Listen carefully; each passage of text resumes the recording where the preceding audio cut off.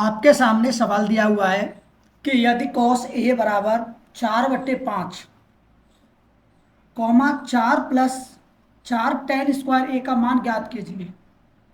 तो सबसे पहले हम एक ट्रायंगल बनाएंगे। अब हमने इसको नाम दे दिया ए, बी और ये सी। अब कॉस का मतलब क्या होता है कि जैसे हम सबसे तरीका होता है बेस्ट याद करने का कि लाल बट्टे कक्का। तो लाल बट्टे कक्का होता है। तो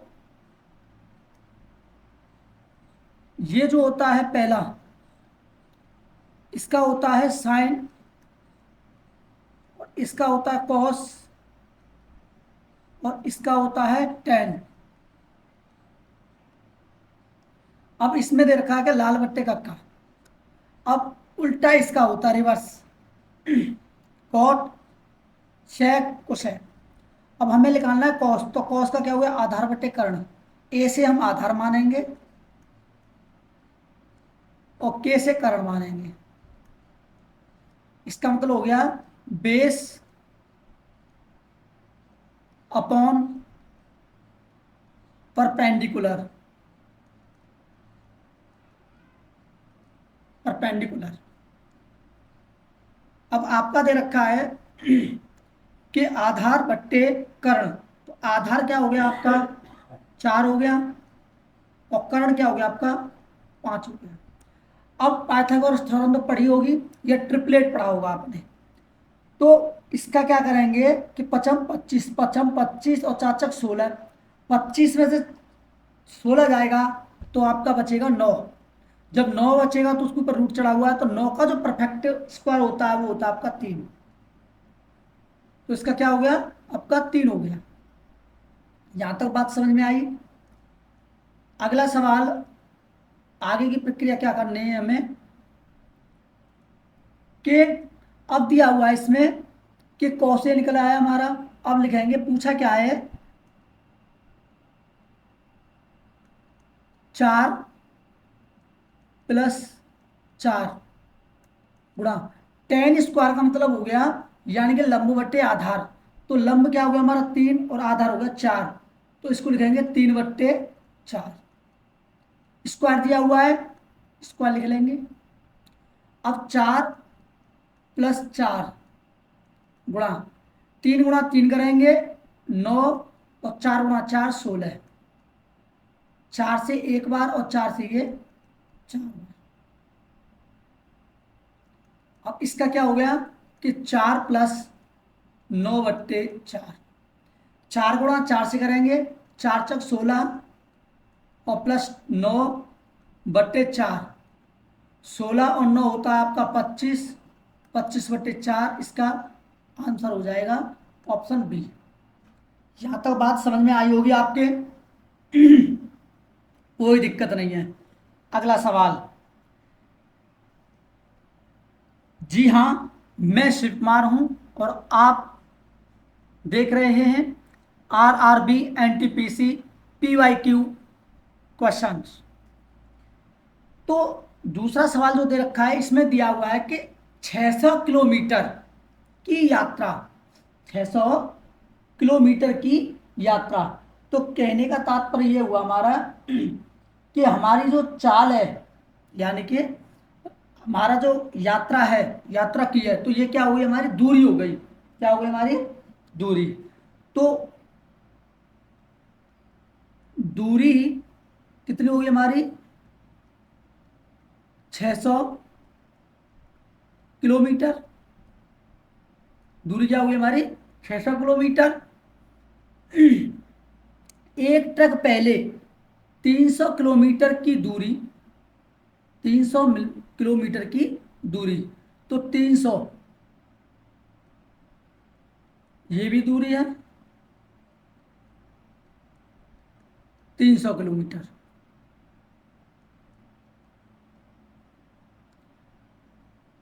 42 किलोमीटर प्रति घंटा की चाल से, चाल कितनी होगी हमारी यानी कि चाल हो गई।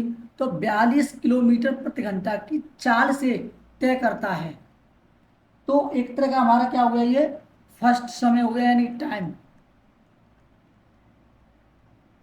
कितना हो गया आपका कि 42 किलोमीटर प्रति घंटा। और दूसरी दे रखी है, ये 1 हो गया, और दूसरा हो गया हमारा 2, ये हो गया 60 किलोमीटर प्रति घंटा।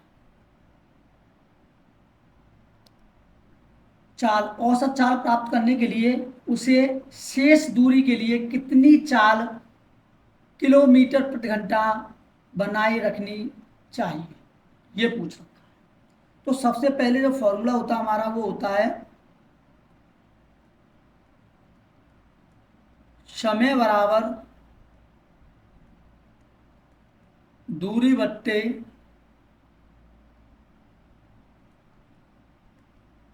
चाल। तो ये पहली जो चाल दे रखी है हमारी, ये कितनी दे रखी है, पहली चाल दे रखी है, और ये हमारी दूसरी दे रखी है। तो समय हमने जो लिखा है, ये समय, ये क्या दे रखा है कि ये समय क्यों माना था हमने कि 42 किलोमीटर, यानी कि 1 घंटे में 42 किलोमीटर चल रही है। तो ये यानी कि हमारी एक क्या हो गई, एक चाल हो गई, यानी कि स्पीड हो गई।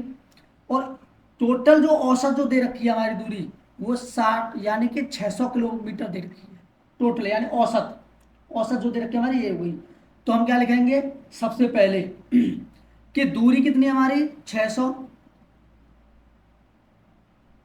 और हमारी चाल कितनी है यानी कि 60।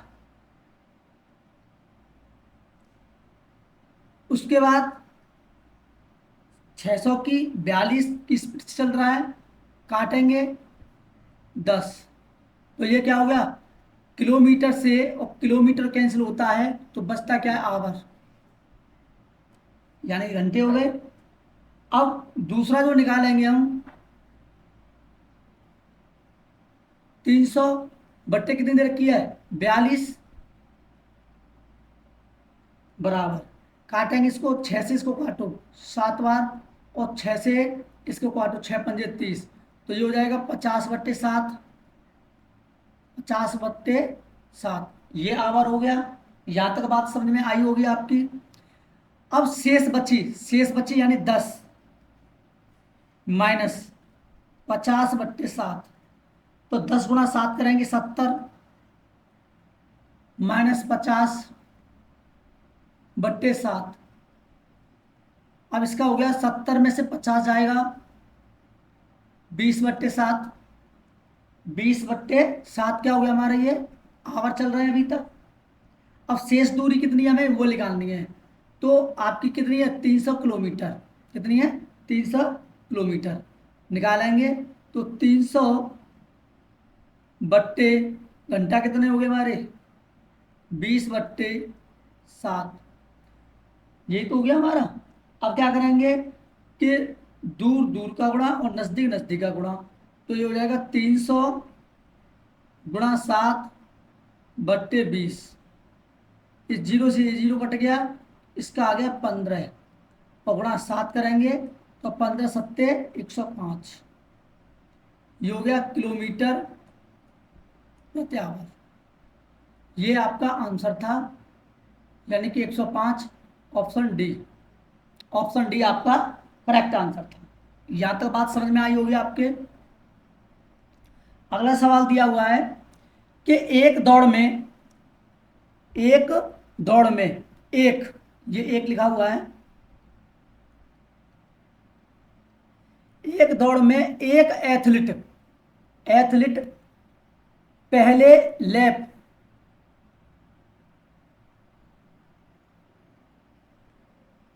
पहले लैप में 65 सेकंड में 390 मीटर की दूरी तय करता है। तो दूरी कितनी होगी हमारी 390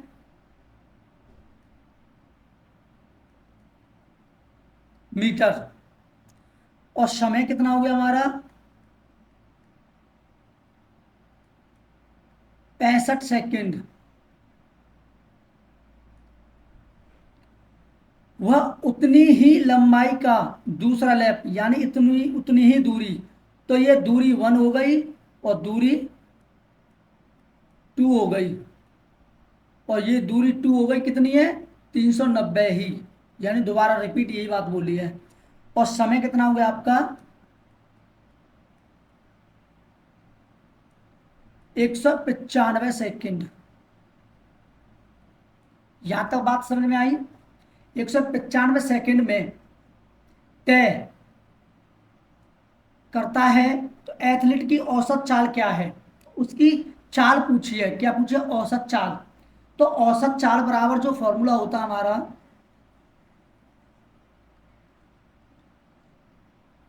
औसत चाल बराबर होता है कुल दूरी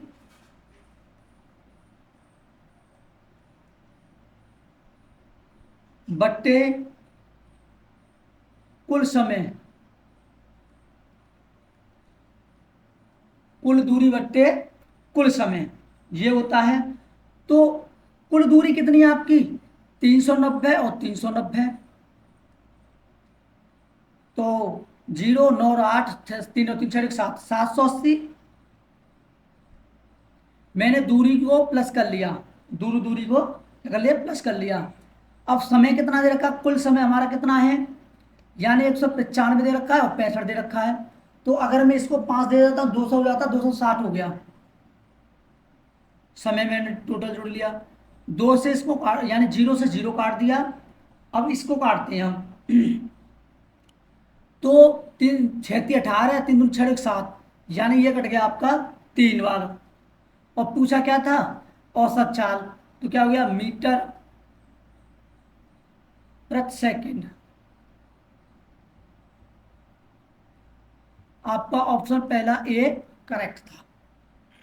यहां तक बात समझ में आई? अगला सवाल दिया हुआ है कि पूनम ने एक किताब मोहिनी को 5% की हानि पर। सबसे पहले मैं बता दूं, ये आपके PYQ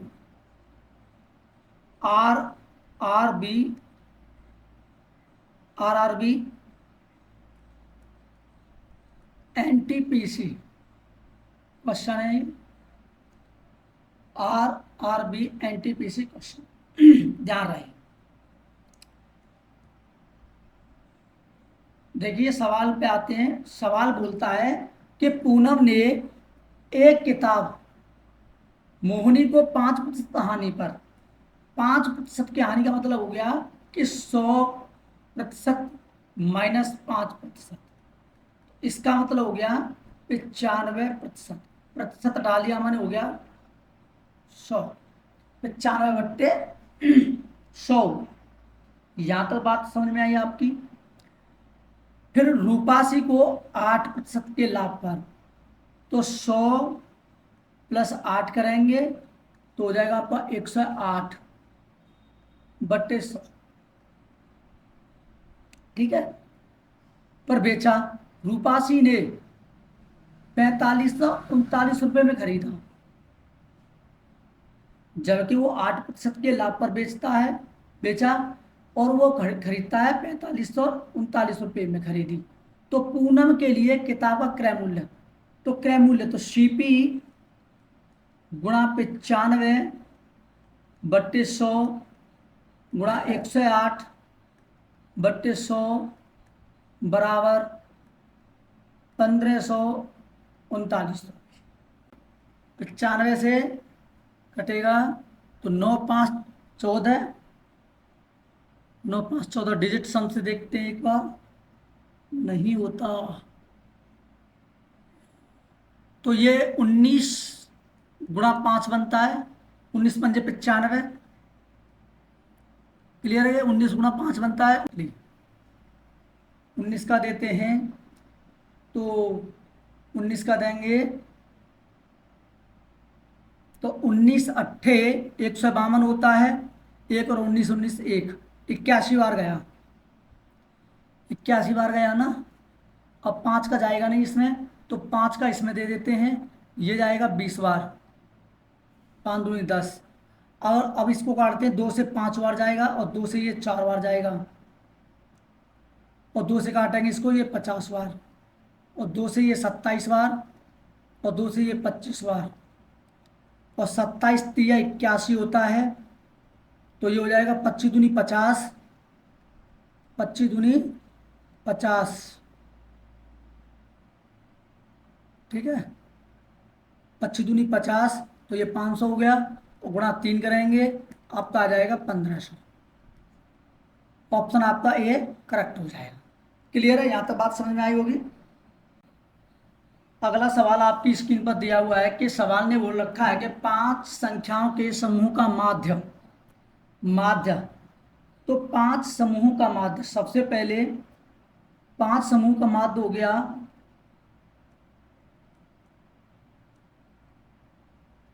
तो 5 गुणा 20 करेंगे, 20 पंच 100 बन गया, क्या बन गया आपका, 100 बन गया, ठीक है। यदि एक संख्या p जोड़ी जाए, अगर 5 में प्लस p कर दी जाए, यानी कि जोड़ दिया जाए, क्या कर दिया जाए, p जोड़ दिया जाए, p जोड़वा रहा है इसमें, तो हमने क्या किया कि p जोड़ दिया जाए, p जोड़ने के बाद कितना हो जाता है माध्य, 22 हो जाता है, कितना हो जाता है, 22 हो जाता है। अच्छा, फिर बोल रखा है कि p के स्थान पर दूसरी संख्या q आ जाती है, तो क्या आ जाती है, q आ जाती है, तो मूल 5 और q का माध्य इतना बन जाता है, तो क्या हो गया 5 प्लस q बराबर कितना हो जाता है, 24 हो जाता है। अब पूछा है आपसे कि p plus Q, p plus Q, तो सबसे पहले आपका ये हो गया, यहां तक बात समझ में आई होगी आपके। तो मैंने क्या किया है कि योग बराबर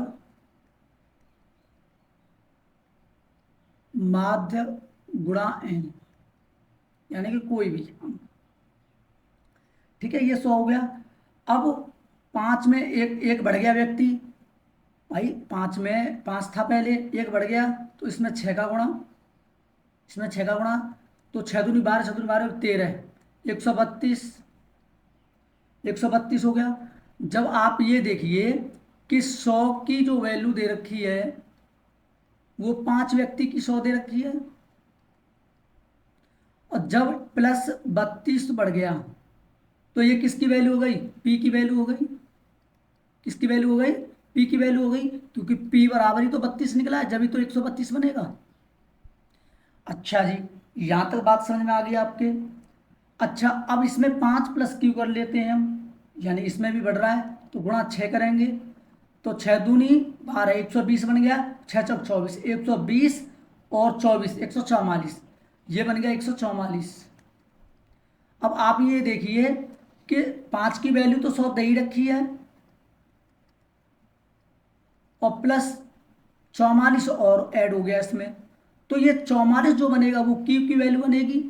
पूछा है पी प्लस क्यू, तो 32 तो ये हो गया पी, प्लस क्यू बराबर निकला आपका 44, तो 4 और तो 6, 4 3 7, तो आपका पी प्लस क्यू जो बनेगा आपका 76, यानी कि ऑप्शन सी करेक्ट होगा।